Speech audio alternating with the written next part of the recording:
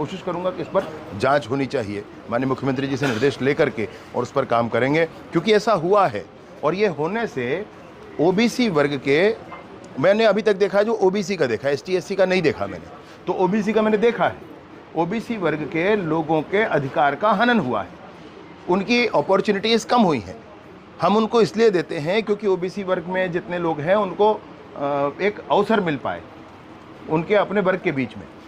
अब उनके वर्ग में आप मुझे भी लगा दो और आपको भी, आप भी आ जाओ, आप भी आ जाओ, तो फिर उनके अवसर कम हुए ना। ये क्या कुछ लोगों को ऑर्गेनाइज करने के लिए इस तरह के प्रमाण पत्र बनाए गए थे? निसंदेह वोट बैंक की राजनीति के लिए बनाए गए। ये कल नक्सली जीरा मामले को 11 साल पूरा हो जाएगा, 3 सरकारें बदल गई, लेकिन उसमें कुछ अभी तक निष्कर्ष नहीं निकला। 2 सरकारें बदली, अभी तीसरी है जी, निर्णय आएगा। ये दीपक बैनर्जी ये भूपेश बघेल जी कह रहे हैं कि उनके जेब में सबूत आपने कहा, और कैसे निकालेंगे? नहीं, मैंने सुना था उनका पुराना बयान जिसमें उन्होंने कहा था कि उनकी सरकार के पूर्व उन्होंने कहा था कि झीरम घाटी की जांच डॉक्टर रमन साहब की सरकार उसमें नहीं करा रही, तो माननीय भूपेश बघेल जी ने कहा था कि मेरे जेब में है। मुझे ध्यान था, तो फिर पूरी सरकार भी निकल गई, लेकिन वो नहीं निकला जेब से। तो मैं सोचा कि एक बार जेब में अगर होगा तो देखा जाए, टटोल लिया जाए। टटोलने उन्होंने ये भी कहा है कि जब कैसे टटोल लेंगे सत्ता आप लोगों को। मैं उन्हीं से आग्रह कर रहा हूँ भाई, मैंने वरिष्ठ है वो स्वयं टटोल के देख रहे, होगा तो बता दें। एक चीज उन्होंने और भी बोली है कि जब केंद्र में उनकी सरकार आएगी तो झीरम का सच सामने में आ जाएगा। एनआईए सही जिसम जांच करेगी। अभी अंतर्राष्ट्रीय स्तर की सरकार को भी वो कह देंगे कि अंतर्राष्ट्रीय स्तर पर पूरी दुनिया में जब उनकी सरकार आ जाएगी तब ऐसा करेंगे। ये कोई मसला नहीं है, परंतु ये ज़रूर है कि जो जांच हुई है उस जांच के रिपोर्ट को पटल पर रखा जाएगा, सदन में रखा जाएगा। उन्होंने यह भी आरोप लगाया है कि जो पुरानी सरकार के लोग उसमें इन्वॉल्व थे झीरम में, इसलिए जांच पूरी नहीं हो पा रही। मैं आपसे आग्रहपूर्वक यही कहता हूं कि आप जब बात करें तो उनसे ज़रा पूछ लें कि भाई 5 साल की सरकार में आप मुख्यमंत्री थे। भाई मुख्यमंत्री क्या होते हैं ना, मुख्यमंत्री क्या होते हैं, तो आप स्वयं मुख्यमंत्री थे भाई। अब आप नहीं कह सकते इन बातों को, नैतिक तौर पर आपको नहीं कहना चाहिए, नैतिक तौर पर नहीं कहना। रोहिंग्या मुसलमानों को लेकर आप लोग सवाल उठाते तो उसको लेकर उन्होंने चुनौती दी कि एक भी रोहिंग्या मुसलमान रायपुर दक्षिण में, कवर्धा में या सरगुजा में कहीं भी हो। देखिए, उन्होंने जबरदस्ती रोहिंग्या शब्द जोड़ दिया है।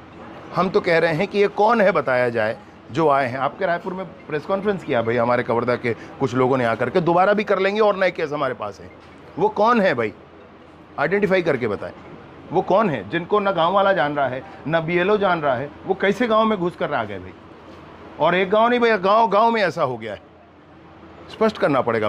वो अपने शब्दों पर वो जाने किसको क्या कहेंगे। हम तो ऐसे हर तरह के व्यक्ति को, और उसे मुसलमान ही नहीं भैया, और भी बातें, हर तरह की बातों को अपन कह रहे हैं कि ये गलत है भाई, ऐसे घुसपैठ गलत है, इस तरह से परिस्थितियों को बदलने की एक कवायद गलत है।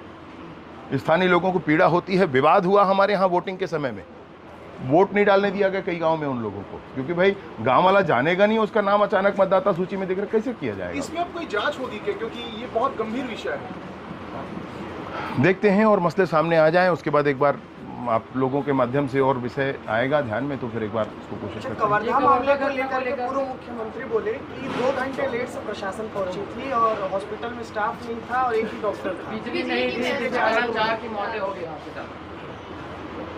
मतलब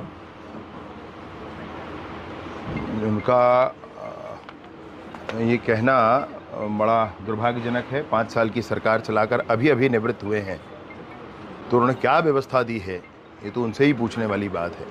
आप नई सरकार आने के बाद आप उस सरकार से साल भर बाद ही व्यवस्थाओं के संदर्भ में बात करेंगे।